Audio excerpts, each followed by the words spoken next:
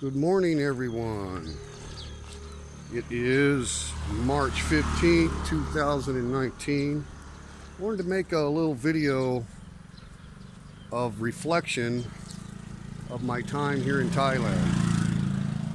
You know, I really haven't discussed a whole lot my true feelings about living in Thailand for 3.5 years now, and kind of a reflection on where I was when I got here and where I am now.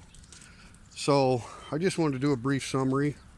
Out walking the dogs this morning.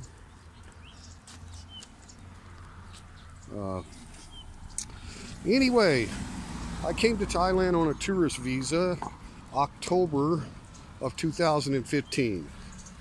I had already tried to find a tropical country for my home because of my severe neuropathy and chronic pain that affects my life to an extent that most people couldn't understand.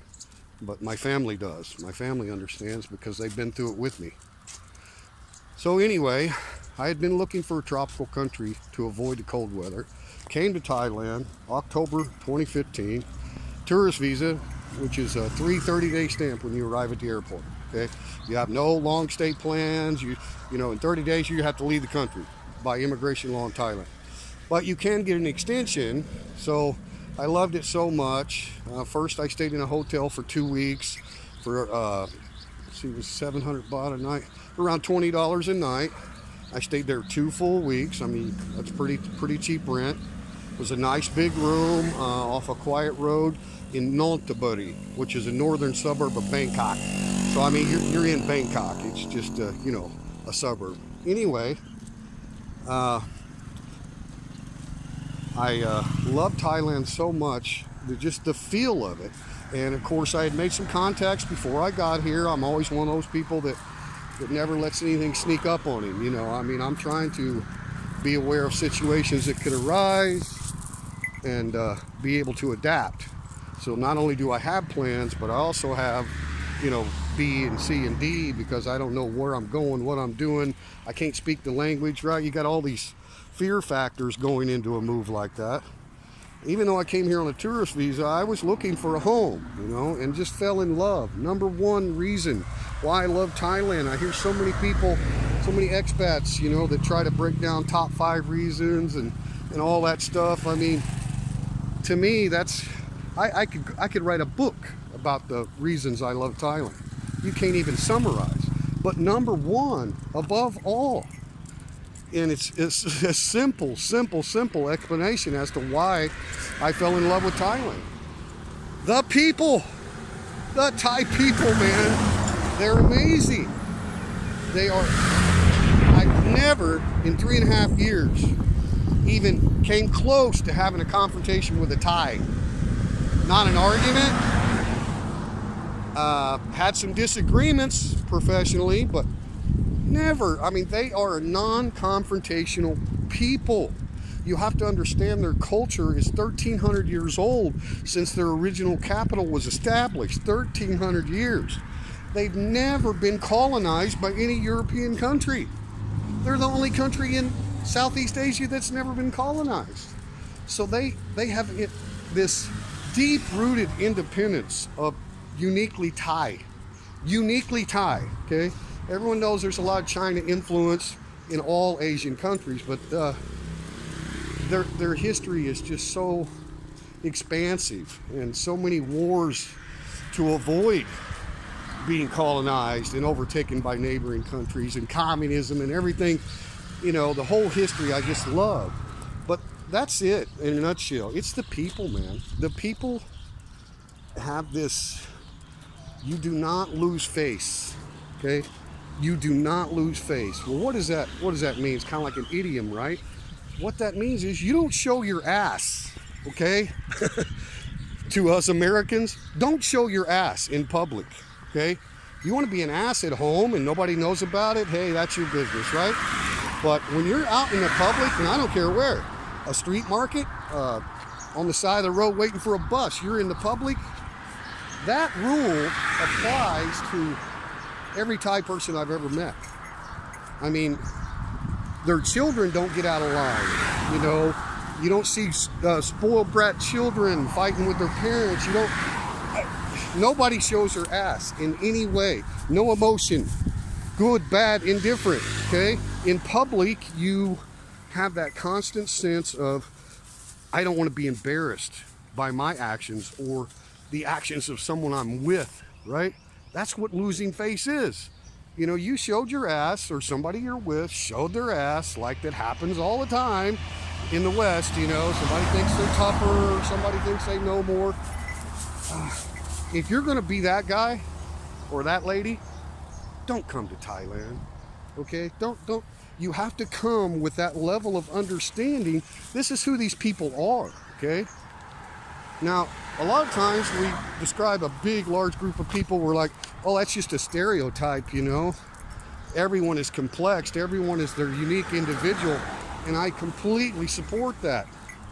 Completely. I understand that each of us are individual. But you have to understand, this is embedded in their Buddhist culture for 1,300 years, okay? So you can group them all in and say, I know Thai people, okay? You do not lose face in public, okay? That doesn't mean that Thai people don't get drunk and Thai people don't party and Thai people are all square. No. But you have that sense of responsibility. Okay, so having said that, that therefore affected my impression on the people because of how they were treating me. Everywhere I went, I was like a celebrity. Everyone happy to see me. All the children eagerly want to learn English. You know, so that whole don't lose face is a public awareness more than anything else. And when they say Thai are friendly people and welcoming to foreigners, you know, that's a real thing, man. That's a real thing. Now, there's different kinds of foreigners that live in Thailand, obviously, talking about stereotypes. Stereotypical European, American, coming to Thailand, Pattaya, Bangkok, been coming here for years, stay for holidays, whatever. That's your stereotypical Farang. The word Farang, F-A-R-A-N-G, Farang, is derived from when the French colonized Laos, and the Lao people and the Hmong people, which are a lot related to Thai people, called the French Farang, which meant long nose. Asian people had never seen white people before the French, so they, and still to this day, people talk about my nose. I'm like,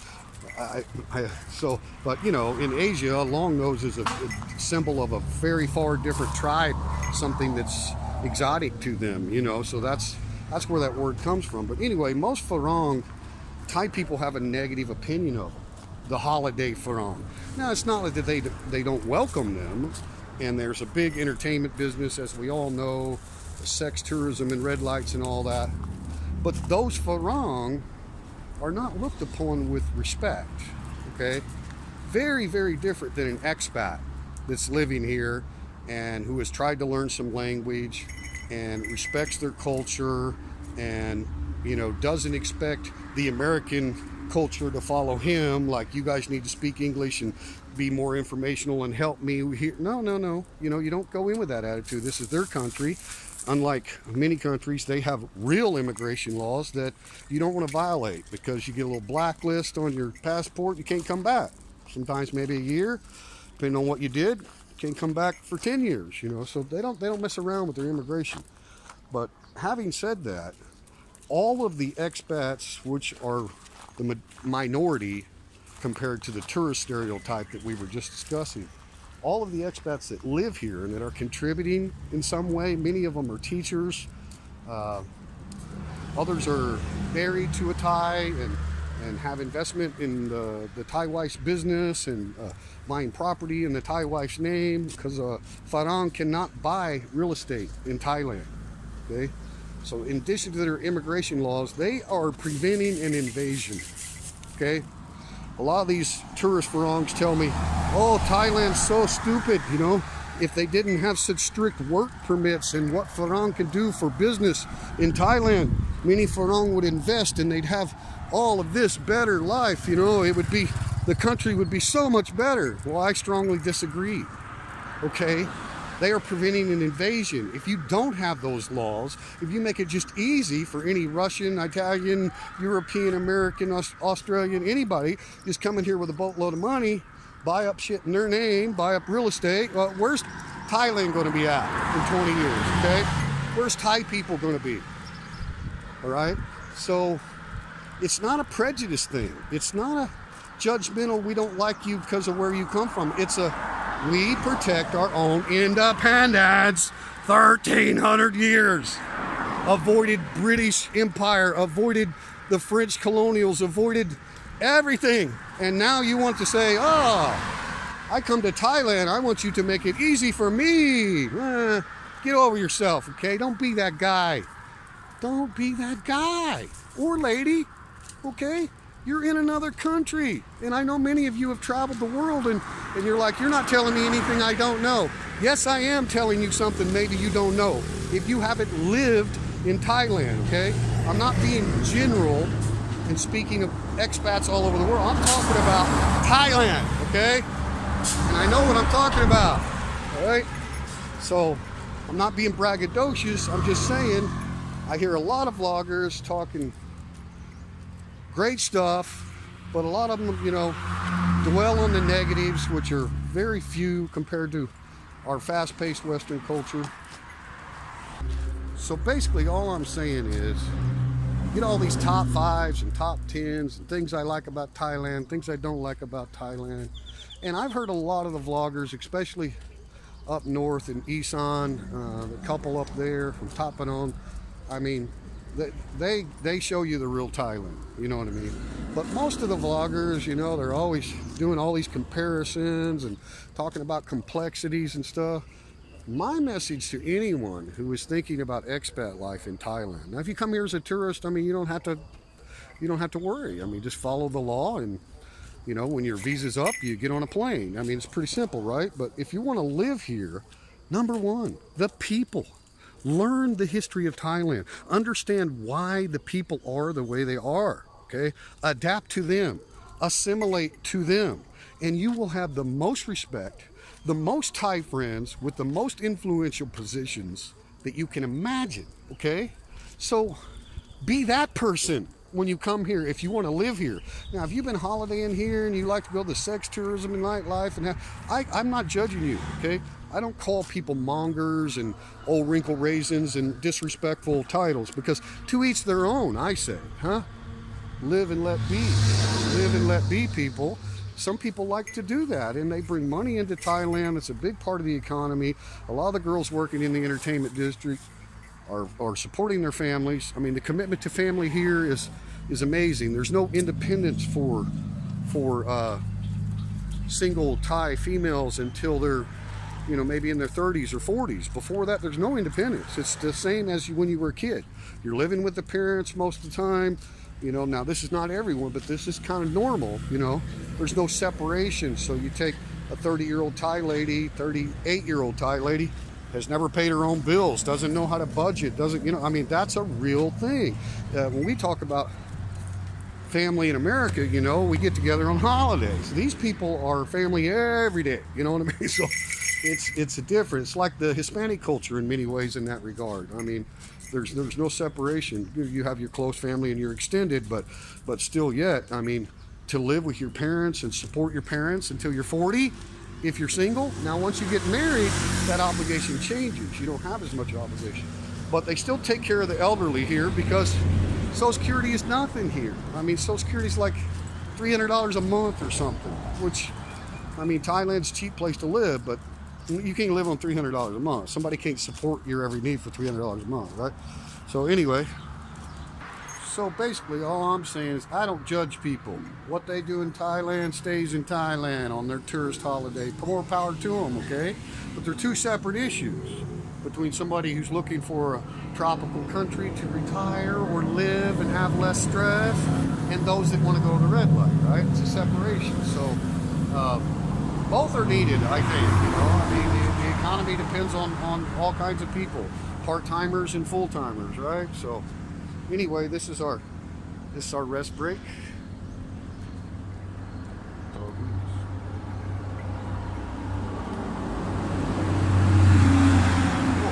wait. Grandpa's fault. Blackie, sit.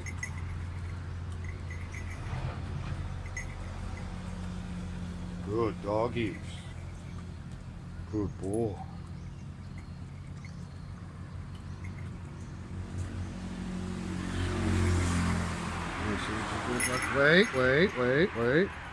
Wait. Okay, huh? No, I don't think you can get that, Blackie. It's okay. It's only one piece. Soy dog will get it. So anyway, I just love walking the dogs every morning. This is the big like bypass road where you go around the city of Nakonayoke. So it's an easy route for me to go to work. Right straight that way. And it's about 10 minutes to the academy. So yeah, for those of you that don't know, I mean, I started teaching about 6 months after I got here, going back to that reflection mode. I got a little fired up, you know. Rant warning. But anyway, after 6 months of living in Bangkok, I did get a condo there in Nonthaburi. It was a brand new building, about maybe 2 years old, but a lot of the units hadn't been lived in yet. Multiple units, had a swimming pool on the 7th floor, paid 8,000 baht a month rent, which is, at that time it was a little different, but now it would be like $240. Yeah, $240 a month. Come on, Blackie. But anyway, going back to the reflection, after 6 months in the condo, well, I was about 4 months in actually to the condo lease, leased it for 6 months. A friend of a friend, like I say, I had a lot of Thai contacts before I came here. People that could speak English, people that were educated. Okay, so I don't go somewhere without knowing some locals that can help me, right? A friend of a friend asked me if I'd be interested in teaching English part-time. Well, because of my disability, it's almost impossible for me to wear shoes. So I was like, even part-time, I don't think I could pull it off. It was in a country area up in Isan, the youngest province in Thailand. Okay, it's the 77th province out of 77. So it would be like 77 counties in Texas, right? Same size. 77 provinces.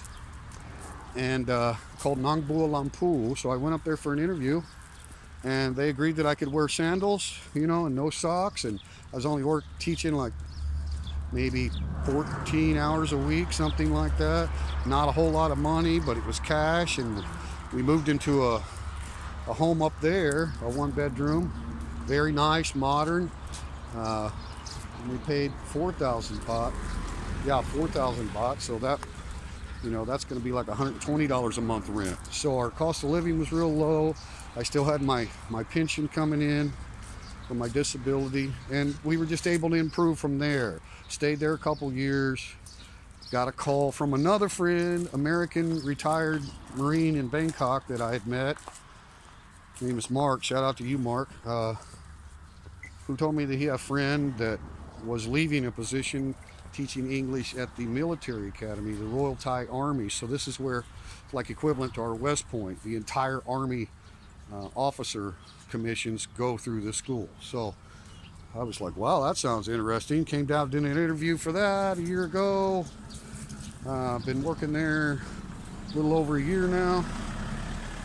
I only teach 12 hours a week, 3 days a week. So it's something I can handle, and they allow me to do the sandals thing as well. So we've just improved a lot, and now we live in this district here. Jake, come on. Jake.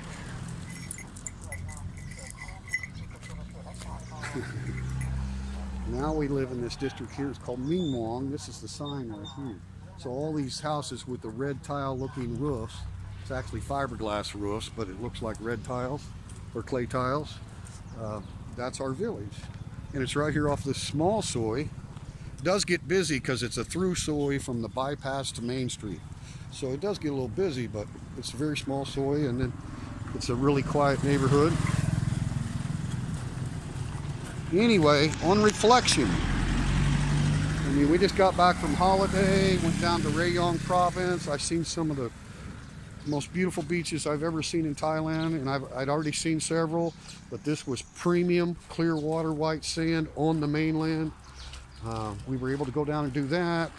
My wife's sister lives down there, so you know, she gets to hang out with the sister, and we get to go to the beach and eat at the restaurants, and just, you know, Jimmy Buffett, you know, type of vacation. None of that touristy crap where you get on a boat with 50 people and no, just go down there and hang out, right? And our hotel down there is like $15 a night. It's amazing. It's nothing fancy, but it's very clean and high pressure. Anyway, we just got back from that, and now off of this small soy, which is dead at night. I mean, this soy's dead at night, right? There's a store right here, Grandma's store. They sell everything, everything. Food already cooked, like 10 different styles of dishes already cooked. They bag for you to take home, or, you know, fried chicken, fried fish, fried bananas. I mean, and then you have all the raw stuff. If you're cooking at home, you want to buy all the raw ingredients to cook at home. They got all that. They got smokes, they got beer, you know, they got everything. And Yin can walk over there, right? So off of that small soy, you turn on this gravel alley, and you can see there's nothing on this property here, which be very interested in knowing how much that would cost if we do buy this house. Right now we're still renting. Our rent here is $4,000 a month. So $120 a month. We have a 3-bedroom now. So again, because I ramble on and like to talk too much, but going back to reflection point, I'm so fortunate, so blessed. But you know what? From early on, from day one on arrival, I'd already done some research, studied a little Thai history, learned a few words, especially hello and thank you. If that's all you learn, you get more respect. When Thai people see you can properly say hello and thank you. I mean, not a big issue, right? But I've been a listener since I've been here and really studied the culture, been to, not exaggerating, over 500 Buddhist temples all over Thailand. So my wife goes to. Anyway, here's our home. Wait. That's our neighbor dog, Billy. He always growls, but he doesn't really want to fight Jake. He just wants to act tough. We just put up these bamboo walls to help keep the dogs in better. Come on, Jake. So, this is our house. This is our neighborhood. No one lives in the house across from us, which is very nice. And this house beside us is part-timers. Like, they come on a weekend now and then, but they don't live there, and they're a young couple and they're awesome. All Thai people, no Farang here. In the Kona Yok, very few. Okay, that's the difference between, we're talking about the red light tourist life, that everybody has a stereotype. Oh, you go to Thailand, have sex with young girls. Okay, we've heard it 1,000 times. You've seen it in Hollywood, but that's not Thailand, okay? That's a very, very small chunk of Thailand. The rest of the country, everywhere you go, is Thai people, and it's not geared towards tourism, right? Just like in our home countries, when you get out to the real folk, right? That's where you want to be. That's who you want to talk to when you get here, okay? So, yeah, you know, when I first came here, I was single. I went to some of those nightlife areas. They're a blast. You think Vegas is nice. These are straight up grand facades on every go-go. I mean, it's not Cheapville, right? One thing about Thailand is it doesn't have the poverty level of other Asian countries at all, okay? Not even close. So even when you're in what some people might think, that's Sleevesville. No, these are plush, plaid places with no dangers. Nobody's going to rob you. Nobody's going to fight you. I mean, you're safe as an ant in a, sand farm. Nobody's going to bother you. You're like you're right at home. So some of these places I went to, I would think, my God, if this was in America, I'd be looking over my shoulder, at the drunk guy, or something's going down over here, because you think in that environment it's going to be. It's not, man. Thailand is amazing, even in those areas. So more the merrier for the tourist or the single guy, I say. But for the single life, so you can see that was my office, right? I'm home here. Have a nice big outdoor area here. We can park bicycles and motorcycles and stuff too. We have a Thai style kitchen. Keep a lot of crap in here. Spare motorcycle, spare guitar, fishing gear, tools, dog food. Sink works, open air, right? So you think, no, I'm not lying to you. It's 4,000 baht. Okay, so right now you would times by 3 because for every 30 baht, it's $1 American. So you get 30 to 1 on your money, right? So 4,000 baht, you times by 3, 12, $120. Add the zero, 12, add the zero, $120 a month. Okay? And they pretty much let us do whatever we want. As far as there was no flowers, it was all grass and weeds. And then we bought the truck last year, 2018 Toyota Hilux diesel, 6-speed manual.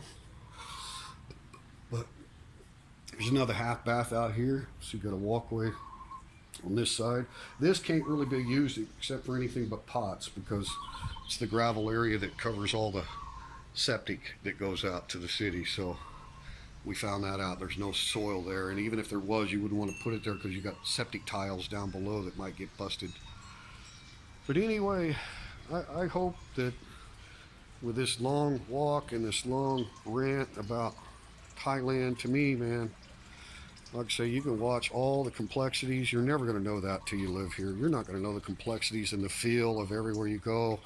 But the number one thing, man, the people. Study the people, study the history, learn a little bit of language, and know going in, don't have that stereotype, oh, all Thai women are hookers down at the red light. No, no, no.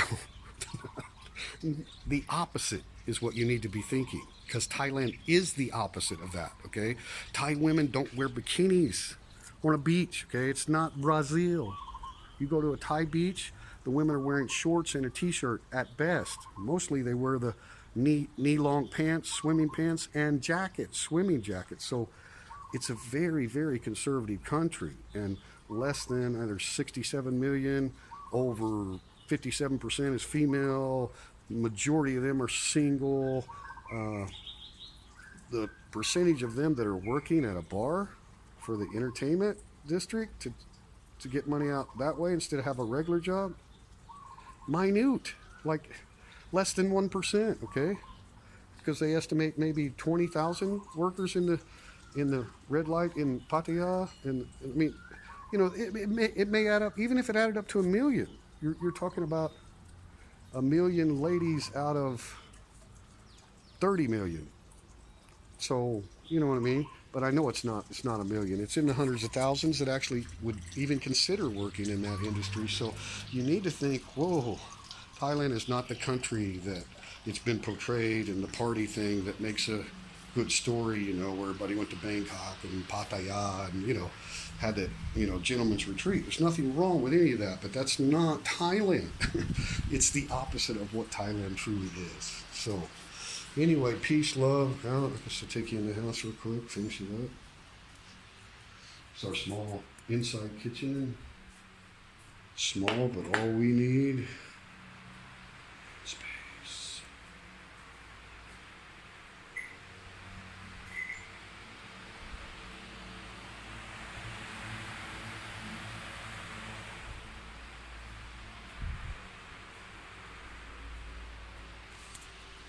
Not bad for $120 a month, you know what I mean?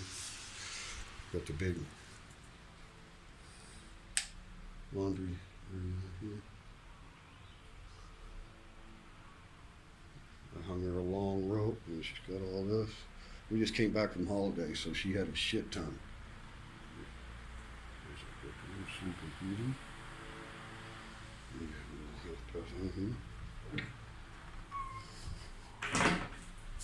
It's a pretty good size house. Pretty good size.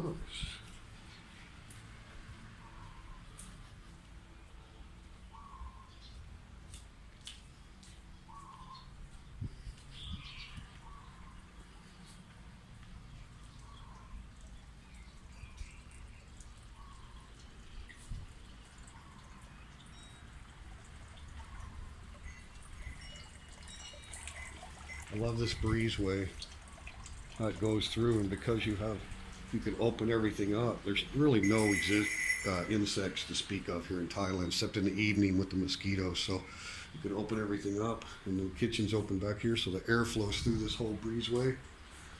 And my favorite area, of course, back here, fish on and Cleaning area. Oh yeah. Clean, clean, clean. Haul off the junk. Anyway, I hope you've gotten my insight on reflection. Started out as reflection and turned to rant. So I guess I would call the vlog reflection and rant. But seriously, man, if you're going to be the kind of person that travels to this country to look for a home, and you come in with knowledge of Thai people and that not being colonized for 1,300 years, okay, that's not just history. That's their way of thinking now. So you think, oh, I'm going to buy property. Oh, I'm going to be big. I'm going to invest business. You are not going to do that. What you're going to do if you live here is you either have relation, family, adoption, marriage to a Thai citizen, or you have employment with a Thai employer, and you have a work permit, and you have legal status there for long stay. So those are what the people I'm trying to reach. You know, I don't need to explain to anybody about coming here for a holiday. Anybody can make a holiday plan, right? But if you're going to live here, you need to really think about what I'm saying, okay? Because that's number one. And all the other highs and lows and goods and bads, those are just all complexities. I mean, they're just things you learn. But if you come in with that attitude that I'm that person, you know, I'm gonna be that inquisitive listener with respect and realize the people I'm dealing with are unlike any that I've ever dealt with before. If you've never lived in an Asian culture, and specifically Thailand, because like I say, there's things about Thai people that are unique to Thai people. All right, love everybody. Teacher Thomas out. Stay happy.